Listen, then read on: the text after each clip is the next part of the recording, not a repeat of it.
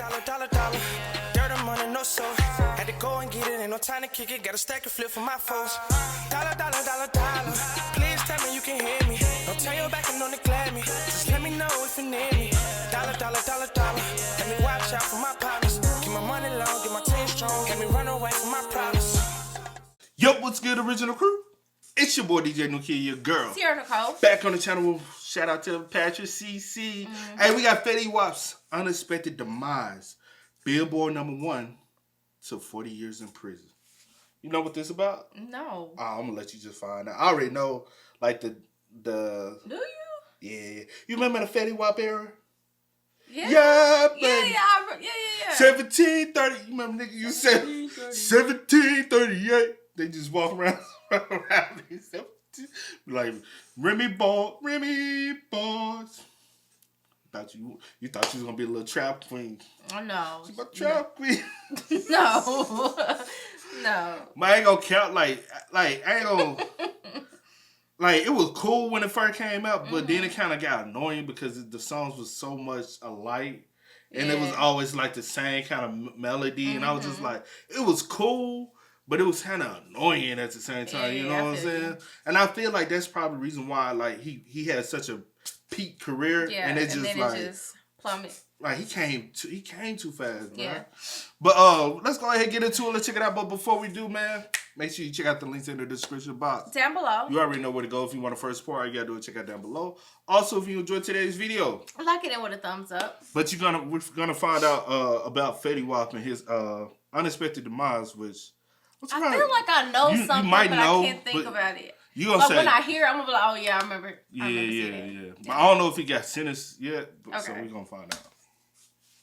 Fetty Wap is going to serve a bare minimum of 1,825 days in prison, and he's facing up to 40 years for the crimes of conspiring to distribute over 500 grams of cocaine. But in 2015, he was on top of the world and had the music game in a chokehold. You heard at least one of his songs every day, multiple times per day for over a year straight. His first 4 songs he ever released debuted in the top 10 on the Billboard Hot Rap charts and remained in the top 10 simultaneously, something that was never done before. He even has the rare achievement of earning a diamond single, which is 10 million records sold. Fetty Wap made basically every wrong decision one could make throughout his entire career. He stayed loyal to the wrong people, made terrible financial decisions, and sabotaged his own career. Most people have no idea what even happened to him. How did he go from being a beloved superstar to a drug trafficking kingpin? Well, the story is even more tragic than we thought. Willie Maxwell had all the odds stacked against him, starting with the day he went blind. Willie? That old Willie. Fetty Wap name is Willie Maxwell. What the hell? I never knew. Than we thought. Willie Maxwell had all the odds stacked against him, starting with the day he went blind. He was born with glaucoma, which in short causes fluid to build up in the eyes, putting pressure on the optic nerve and making it hard to see. At 6 months old, he had reconstructive eye surgery, and luckily the doctor was able to save one of them. Then at age 12, he decided he didn't like the prosthetic eye and embraced showing his blind eye. I was born with glaucoma, and I lost the eye at 6 months.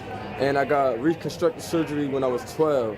And I just stopped wearing the prosthesis because I didn't want to look like everybody else. To make matters worse, he grew up on the rough streets of Paterson, New Jersey, 22nd and 12th Street to be exact. Kids would bully him because of his eye, so he had to learn how to defend himself at an early age. However, he had one escape, and that was music. Willie played the drums alongside his father, his brother, and uncle in the local church. He was constantly surrounded by music and was putting on performances even as a child. He even took his talents to the school band, but Willie didn't like school, and the kids didn't like him, which led him to dropping out as a teenager. He got his nickname Fetty because he was always trying to get the money, but he never had a job, so he hit the streets to pay his bills. His family didn't support his lifestyle, so he resorted to sleeping on friends' couches and floors. As if times couldn't get any harder, he had his first child. He was broke with no plan and destined for failure until he met Monty, who introduced a way out. Monty was a local rapper in Paterson who introduced Fetty to the music scene. P. Dice and Knit the Grit were other artists who had a little bit of buzz in the city. P. Dice, Monty, Fetty, and a few others started calling themselves the Remy Boys, based on their love for Remy Martin's 1738 cognac. The third song Fetty ever recorded was Trap Queen. He always knew it was a hit, but it went unnoticed for years. Nit the Grit saw potential in the group and decided to quit his own rap career and start a production company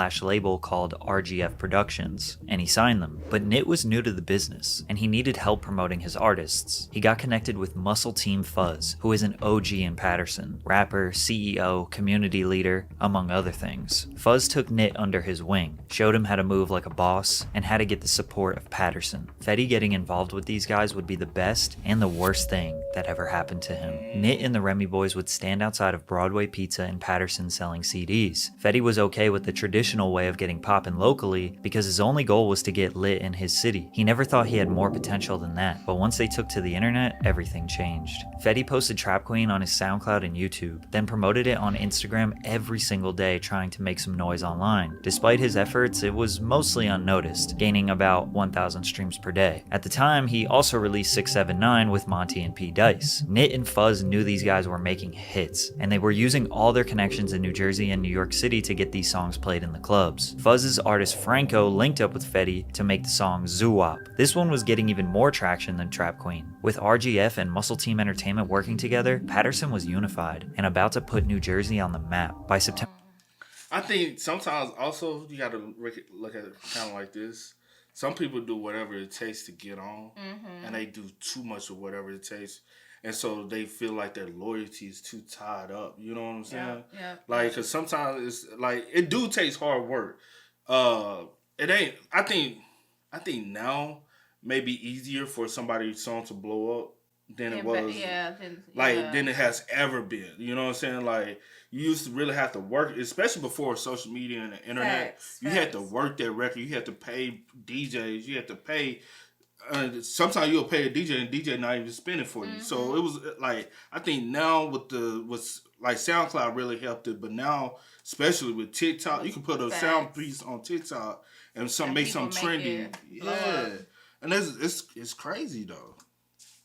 2014, Fetty Wap was a local star. Even in the middle of the internet age, Fetty managed to blow up the traditional way, in his city. 1 month later, Bobby Shmurda, who was at the peak of his career, posted a video of himself singing Trap Queen on Instagram. Blogs started covering the song, he did his first interview with Complex, and the internet was trying to figure out who this one-eyed rapper was. He secured a record deal with 300 Entertainment. However, they gave him a small advance of $200,000 because they didn't believe in his other songs. They only thought Trap Queen was a hit. 300 started pushing Trap Queen to radio stations all over the country, and in the beginning of 2015, the music video started gaining over 200,000 views per day. Funk Flex debuted a remix with French Montana on Hot 97. Rihanna said in an interview that it was the last song she purchased. Then Kanye brought out Fetty to perform at the Rock City Classic in New York City. Shortly after, I say this, but him signing for 200, it depends on how the contract is. Yeah. But that's still one of the best deals you can do, because $200K is easier to be recouped, and you can start making money. But it depends on how his contract really was. But the advance is easy. It's an easy advance to get back for the label, so you can start making money off your. Facts. You know what I'm saying? Because too many people will be trying to sign these multi-million-dollar deals, and then later on in life they talking about some complaining. I ain't making no money off my records because the label never made their money back that they spent on you already. So yeah, you gonna be broke. Trap Queen debuted at number 86 on the Billboard Hot 100, 1 year after it was posted and 2 years after it was recorded. He went from local legend to mainstream household name in just a few months, but he didn't want all the fame for himself. Like, I had a plan of how this shit was supposed to go. You know what I'm saying? Like, and that was supposed to be Monty's record. That was Monty's breakthrough record. Like, he was supposed to, boom, all right, Fetty Wap goes on tour, Monty goes on tour. You know what I'm saying? It wasn't supposed to be Fetty Wap and then Monty on the tour with Fetty Wap. The record he was talking about was My Way. The now 3 times platinum record was supposed to be Monty's breakout single. It was actually Monty's song to begin with, but Drake heard it in the club, asked Fetty through Instagram DMs if he could remix a song. Fetty asked Drake if he could just leave Fetty on the hook, remove his verse, and just have Drake and Monty on the verses. But the OVO team kicked Monty off the song and released it on SoundCloud without Fetty's approval, and spoiled Monty's debut. The song was blowing up on the internet, but neither Fetty nor 300 Records ever really promoted the song. It wasn't even available on iTunes or streaming because Fetty didn't like the way Drake handled that business. Instead, they re-released the old track 679 to focus more on the Remy Boys. 679 hit Billboard immediately. Then a month later, his fourth single, Again, also hit the top 10 on the Billboard Hot Rap charts. By mid-2015, Fetty had his first 4 singles in regular rotation on the radio, but the fame never got to his head. When he made his first $1 million, he gave it to Knit the Grit for signing him to RGF and making all of this possible. But Fetty spent his money recklessly. I would have never did that. I ain't gonna hold you, bro. You gotta understand who they signing for real. I understand you might push me, and you know what I'm saying. You might spend some money on me, but also you gotta know as a businessman, you take a risk on everything. On everything. So you as a businessman, if you gotta, especially when it comes down to music game, you gotta recognize when you are investing this money into a individual, and a major label come and sign them up under you, and that artist don't say, "Hey, I'm already in a contract." Right. Now you gotta sue. You gotta sue them because they kind of stole your. And you also need to get everything and anything in writing. I don't care if it's family or friend. Get it in writing, contract wise, and understand the business aspect of it because stuff like this can happen. There's no way Fetty Wap should have gave him $1 million. Nah, because that $1 million could have been in your bank account to this day and gain interest all these years. And so you won't have to turn to you giving money away for no reason, bro. Facts. Like that's stupid. Superstar thing I've done, I spent a lot of money. I can say that. On this particular trip, I was like $8 million. On one trip? Yeah. Well, we go to the hotel, and the hotel like, yo, we don't have enough rooms. And I'm like, you know what? I don't want to hear this. Right. Call my man like, yo, I need a house right now. Right. They're like, you want to rent it? I'm like, nah, I'm just going to buy it. Oh, like, man. I got to feel sure? Good. I'm like, yeah, I'm just going to buy it. I was doing like $150,000 a month bills. But that's the dumbest shit I was doing. Like, matter of fact, yeah, if I had to, it was jewelry and like apartments. I had a lot of fucking apartments. I was traveling with 14, 15 niggas, 16 niggas, maybe sometimes 30 niggas. My worst shopping experiences was Barney's when the Balmain shit came out. Yeah. We're talking about $1,300, $1,400, $1,500 pair of jeans, bro. I'm buying 30 pair of jeans. Now, mind you, I'm only wearing one pair, but we spending I'm spending $45,000 in this motherfucker on jeans, bro. I ain't even get my shirt yet. Fetty would travel with 15 to 30 people, paying for all of their expenses, buying them all chains, spending $45,000 on jeans just so everyone could have a pair, bringing them all on stage during his shows. He wanted to show everyone the lifestyle, not because he felt pressure, but because he genuinely loved his people. When his debut album was finalized, he took the Drake feature off of My Way to help Monty, which seems honorable, but this genuinely hurt his career, and Knit the Grit didn't step in to try to force Fetty to do it. Drake and Fetty never talked again. One thing about me at that time, bro, nobody could tell me shit. Like at that time in my life, like 2015, 2016, you couldn't tell me nothing. The selfishness part was I ain't gonna count, and that's what I see in like a lot of downfalls to a lot of people. Yeah. And then you also start seeing a lot of hate and yeah, because the thing is, a lot of people think when I get on, I gotta take the whole crew with me. Facts. No, don't do that. And that's a lot of people's downfalls for real. Yeah, like especially out of all these like inner city, urban, not even inner city, just urban communities. Yeah. One person get on, it's like they got to take this person, and then loyalty is the failure to everyone's career because y'all be feeling like y'all have to be too loyal to individual, and it's like you don't supposed to, and you don't have to. Yeah. Like you made it. Like I understand. Like only person you really need to be taken care of is your mom, your dad, and maybe your brother, sister. Your brother, sister, whatever. Put them on payroll.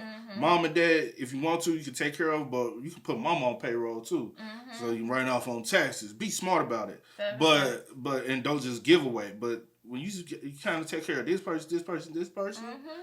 And you and they ain't doing nothing. They just there. They just there. You just. That means you got not only you feeding them, you clothing them. Off of your coattail. You getting them liquor. You getting them because then I can't be the fly one. Y'all gotta be fly too. So I gotta buy y'all jewelry now. But then if I say the wrong thing, you gonna get mad and be wanting to come at me. Like and now we see that out of a lot of gangster rappers, whether it be rappers from New York, New Jersey, Chicago, Philly, Detroit, Memphis, Atlanta. It happens a lot nowadays. So it's like like the wise people always say a wise man learns from other people's mistakes, so they don't go through the same mistake. It constantly keep happening, and then a situation happen with you. Where they going back to? They're going back to the block. Back to the hood. Like, come on now, show them. Don't give it to them. That wasn't for nobody else. That was me. I knew certain shit I could have did to make my shit better, but I ain't want to. Like, bro, a lot of shit that I went through, like I said, I'm happy all that shit happened. But yeah, for the most part, a lot of that shit was my fault, bro. Like, Unfortunately, in the music industry, you have to make sacrifices. Fetty didn't care. His management let him be the boss and make the decisions. He felt more like a regular dude than an industry dude. He hated the idea of connecting with celebrities and networking. He thought it was all fake. He wanted to be with his real friends in New Jersey. He gave everyone from Jersey a feature for free. He hated interviews. He was quiet and humble. He focused on everyone but himself, which is respectable, but not marketable and not good for business. Unfortunately, no matter how much love he showed to the people around him, despite all the money he shared, it got bad for Fetty, and they turned on him. yeah, everybody got that shit. Everybody. If you from the hood and you make it out, it's the hood curse. It's like, so it go like this, right? So first is, that shit ain't gonna be and then it's gonna be like, oh, he got some shit going, and then it's like everybody supporting you. Oh yeah, we gonna make it. He about to make it. And then when you make it, it's like, all right, well, he ain't come back and do this, and he ain't and that's the hood curse. Fetty took care of a lot of people, gave them money, gave them opportunities. What they did with that was up to them. He realized some people took the money and expected more handouts, and some people used it to genuinely kickstart their own careers. But the first fallout started with P. Dice, who was on the last verse of 679, in which Fetty removed from his album. P. Dice wasn't around much, and most people don't even remember him as part of the Remy Boys. What I told Dice was, if you gonna be a Remy boy till it's time for you to branch off the right way and bring your team up, my nigga. Don't come do shows here, do shows there, and think I'm gonna pay you like I'm paying everybody else. It don't work that way, my nigga. I could do 3 shows and be good for a couple months, my nigga. You just couldn't wait for that.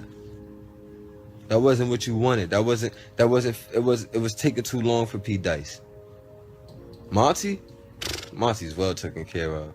But Dice says that the beef originated with Tax G, a New Jersey rapper who claims that Fetty Wap stole his sound and look. Then Dice got into an altercation with Tax G, and in response they pressed Fetty Wap and said, either we go after Dice or all of y'all, and Fetty dropped Dice to avoid the beef with Tax G. We don't know if Dice is telling the truth, but a video did go on the internet of him getting jumped. They ripped me with it at first, then I hit the ground, pop back up, that's when the tussle started.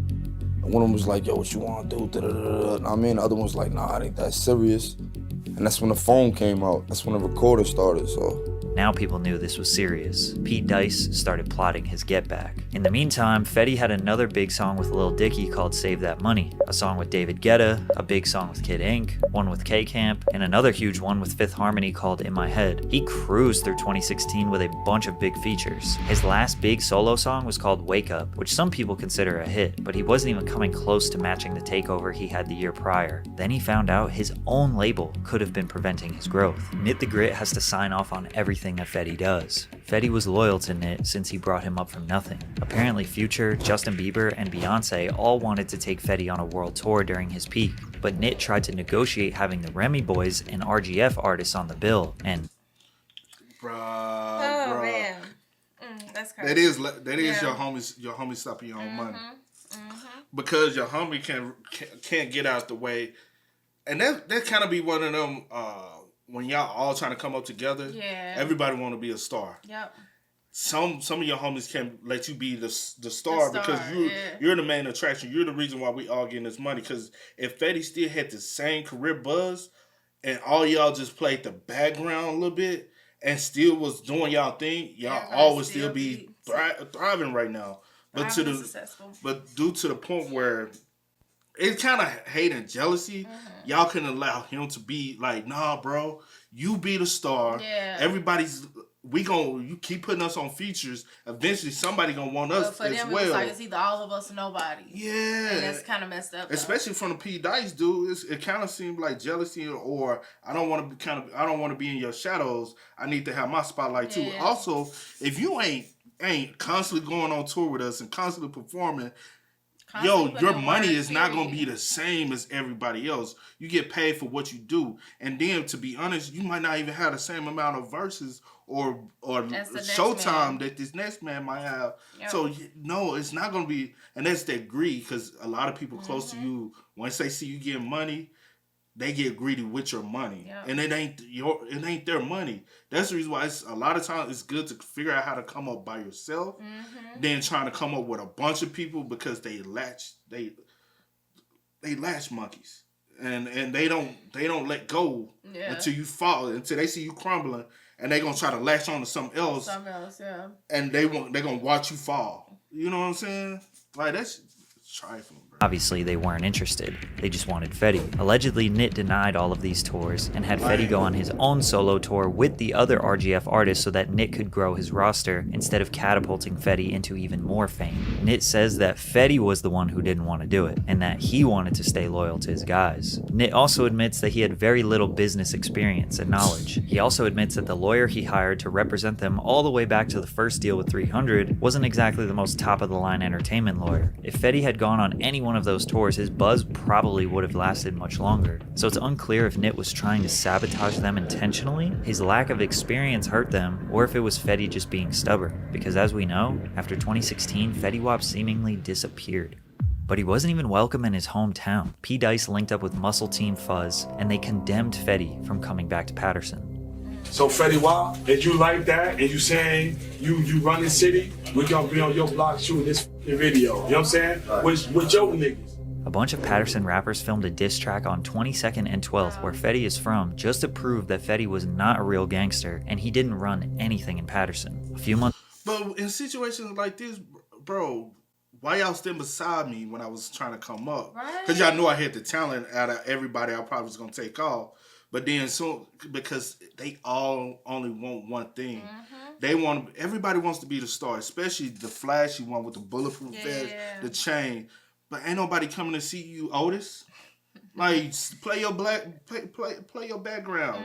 That's where you're supposed to be at. Be the background. Later, there would be a robbery involving Fetty where 3 people got shot with non-critical injuries. His chain got stolen, and Fuzz posted himself on Instagram wearing it. Fetty allegedly reported the stolen property to the police, which got Fuzz locked up. Fetty even dissed P. Dice in his 2017 track called A. But most of you are probably wondering why Fetty would still be beefing with the guys from his hood after 2 years of being mainstream. Well, Fetty's pride started to act up. He thought he did nothing but good for his city, did everything he could to help as many people as possible, and they still were not happy. He said in 2017 he started to wake up and realize how messed up his life was. Like 2017, that shit was like a different year for me. You feel me? Like, all jokes aside, like, I was a little fucked up that year, man. Like, I was, you see, I started number chasing.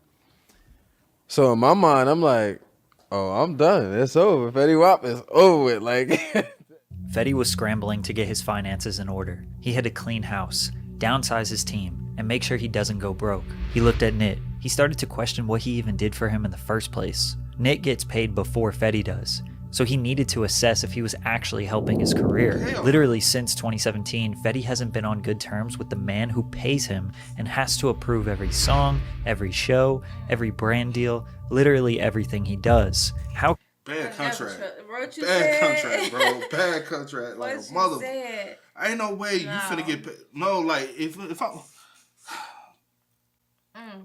Before, my biggest advice for a lot of people, especially up and coming artists, understand the business. If you are out of high school trying to do, take you some simple college courses on business. I went to school for music business. I understand the music business game. You can go and take some bare minimum business classes and know something. Yeah. To be able to understand. Hey, shout out even Take Keith. He went through this as well. Understand the game so you don't become a fool to the game. Facts. Because that's what the game is there for, is to take advantage of those who don't have the knowledge. Your management, whoever he was, he didn't have the knowledge. And only thing he cared about was trying to make some money. And he used you as a cash cow. That's all. It's career progressed from there? Well, it can. By 2018, everyone forgot about Fetty Wap. Granted, most of this happened behind closed doors. People have very fond memories of him. He didn't go out sad. He didn't embarrass himself. He just... Think about it. Also, question is real quick. Is it a possibility Fetty Wap didn't fall off, but his actual management, because he's the one making all the rules, all the signing out, also all this, he was connected to the dude that robbed you too. Facts. Is it possibly they purposely sabotage your career because they pay you? They're in control of your lifestyle. They're in control of everything. People get in your ear, people get in your head. He was like, all right, well, I'm just go. Yeah, so possibly. So now your bookings, because that's where a lot of people, when y'all career starting to fall off, he ain't getting your bookings in order, and then your royalties, he ain't making sure you getting them checks. Like, that's trifling. It could be. Who knows? Of course, people have very fond memories of him. He didn't go out sad, he didn't embarrass himself. He just kind of faded away and nobody really asked any questions. I fell off musically by being popular, but I built myself to be able to bring myself back up. Despite spending money recklessly, Fetty prides himself on being very good with his money. But the charges he was found guilty on strongly suggest that it wasn't just his music money that kept him rich all these years. In October of 2021, Fetty Wap was arrested after he got off stage at Rolling Loud in New York. He was charged with conspiracy to distribute and possess controlled substances. The press release showed that the officers seized 16 kilograms of cocaine, 2 kilograms of heroin, numerous fentanyl pills, 2 9mm handguns, a rifle, a .40 caliber pistol, and ammunition. Maxwell, along with 5 others, allegedly trafficked more than 100 kilos of opioids, including fentanyl, heroin, cocaine, and crack, from the West Coast and sold the deadly drugs in New Jersey and across Long Island, officials said. Now, this is big-time drug dealing, not just some small operation. However, a couple weeks later, he got out on a $500,000 bond. It was a big story for sure, but I feel a lot of his mainstream audience didn't even know about this. Plus, he went right out and did a bunch of podcasts, interviews, and went on a press tour for his 2021 album, The Butterfly Effect. This album slipped totally under the radar because it had no hits on it. Fast forward in summer of 2022, his bond was revoked after allegedly threatening to end someone while pointing a strap at them on a FaceTime call, so he was arrested again. In August, he pled guilty to 1 count of intent to distribute controlled substances, including cocaine, heroin, and fentanyl. He still is yet to be sentenced, but he's facing a minimum of 5 years. But the biggest question everyone wants answered: why? Is this a setup? Is he actually a kingpin drug lord? Why didn't he just make music? Well, I obviously don't know anything about the streets, but I did find a clip explaining the mentality a little bit. I'm sure Fetty could still get 20,000 a show, but that ain't enough for the lifestyle he created. Can't keep up. So you like, I'm gonna take my last, I'm gonna put it here. I got my little cousin them, my little homie them. Shit, I don't gotta touch this shit. I'm gonna make a play, buy some bags, put these niggas on. We got straps, we good. And that fast, you're in organized crime. People assume that Fetty was getting money in the streets, and that's why he didn't need to keep making music. Maybe that's true. Maybe all the beefs with the guys in Patterson was not actually about music, popularity, and jealousy. Maybe something a little bit deeper and darker. Maybe Fetty Wap is just not who we expected him to be. Or maybe he's being set up. Which in that case, maybe his management is the reason why his career spiraled. They never believed he would be bigger than Trap Queen, and he had to fight to prove himself to his own team. Then when he made multiple hits, his pride got in the way of advancing any further. Maybe his own ego got in the way, and he just simply did not want to be famous. In 1 year, he made enough money to last him a lifetime, and maybe he was okay with that. Just wanted to focus on being a normal person, just like you and me. I'm gonna let you have the floor first. I'm like, you good? I was about to say that. I was about to say, like, I was just like, the last comment, he was like, he made enough money in 1 year to last him a lifetime. But I'm like, but the way he was moving in that 1 year, I'm like, 9 times out of 10, that money was like. No, I think he's just speaking like in theory. Like hypothetically. Hypothetically, if he didn't like, because to be. But I'm saying possibly it could have, but the way he was moving. Yeah, no, so that's what he just referencing. If he didn't do all that, like, to be honest, he'll still be rich to this day. I mean, well. I say this also. Go ahead. I don't believe it's just that. Like, if you kind of follow any of Fetty Wap's career, then you will also understand Fetty Wap was having kids after kids after kids after kids after kids. Fetty Wap actually, he had a lot of kids behind this situation. That's a lot of mouths to feed, continue to feed. But you also trying to feed the hood. Yeah. And everybody, I don't know what it is, But I don't it's think shit. I realized how many kids he's like had. Oh, for real? Like I know he had that first one that he showed back Yeah, then, no, and he I got know a he couple. had like 1 or 2 more, but I didn't like know exactly how many kids he had. Let me just verify, because I remember I was like, damn, I ain't know Fetty had too many kids. Yeah. Let me see. But I'll say this. So on here he just have 4. Mm-hmm. It says learn more about Fetty Wap's 6 children. 6 children. Who he's had with 5 different women. Mm-hmm. So, and then including his daughter. Yeah. So it's still a lot of kids. You know what I'm saying? Still, yeah. And you had them all around all those. Feed more than just yourself. Especially when they were multiple women. Yeah. We all know how that happens. How that works when you're a celebrity. You have multiple kids, multiple different women. All of them going to try to see child support some type of way. But I don't know what it is, especially within the black community, that once we get on and be successful, especially when we come from poverty, we feel like we have to give back to everybody in the hood. And I think as the older you get, you realize I don't have to. You don't have to. But everybody has that mentality, whether if you're in sports or trying to make it as an artist, you like, hey, I got to get back to the hood. And that can get you so caught up in losing. Mm-hmm. Because you think you're winning right now, but you actually losing because ain't none of these people, like, at the end of the day, you also pay taxes on all this money. And if you just splurging this money trying to take care of everybody and they're not doing anything, they're not beneficial for you, what's the point? Yeah. Write this shit off on taxes, bro. Like, figure out a way to also, like, if you're going to finance the hood, learn how to profit off the hood, too. As far as y'all on payroll. Mm-hmm. Every time you get $1 from me, we got an accountant that's tracking every cent that goes out to y'all. Mm-hmm. I'm writing that off on taxes. And, I'm going to help the hood out, but I'm going to benefit from helping the hood out. Because they're not going to get this money out of me. You better know how to pay taxes on the money that I'm giving you. Hey, you ain't got to go work a 9 to 5, but if you're going to be around, you're going to help to stay around. Help. Yeah, you're going to have to put in some work, some way, somehow. Not just no handouts. And then it's crazy how because we heard these types of stories so many times where it's the dude that help you come up that be the most shadiest individual for you. You know what I'm saying? Like, I don't know if it's in their head, like they feel like you owe me your life. Yeah. You know what I'm saying? Yeah. And I'm like, technically, bro, you the one that had a failed music career. Right, so you decided to you saw the young. We were younger, right? We were younger, and then we had probably a bigger buzz than you have ever had. So you like, hey, I know a little bit of music business. I can put y'all guys on, and I can help y'all. Then you go, but you really didn't know what you were doing, so you go get the neighborhood drug dealer. Cause come on now, and then you try to be the muscle because what's the name of your whole group? Muscles. Fuzz, come on now. But you tell, because he got the money to put it behind it. Come on now, we ain't dumb. But so then, you know what I'm saying?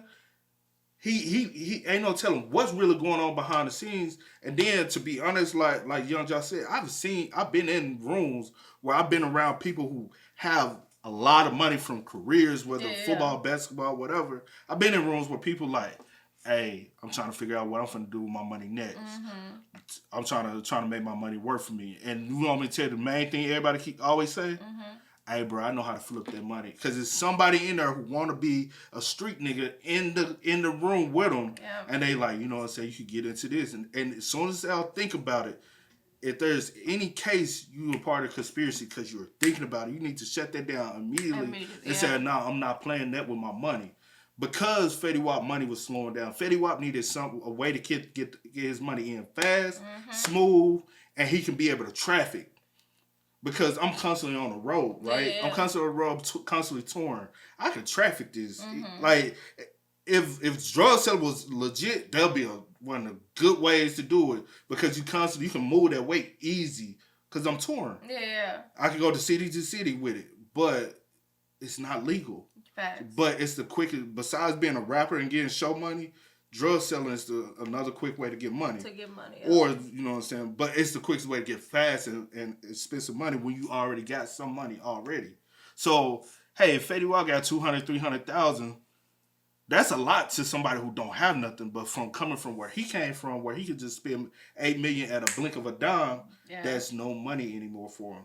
So what he's trying to do with that is trying to turn around. I gotta get that.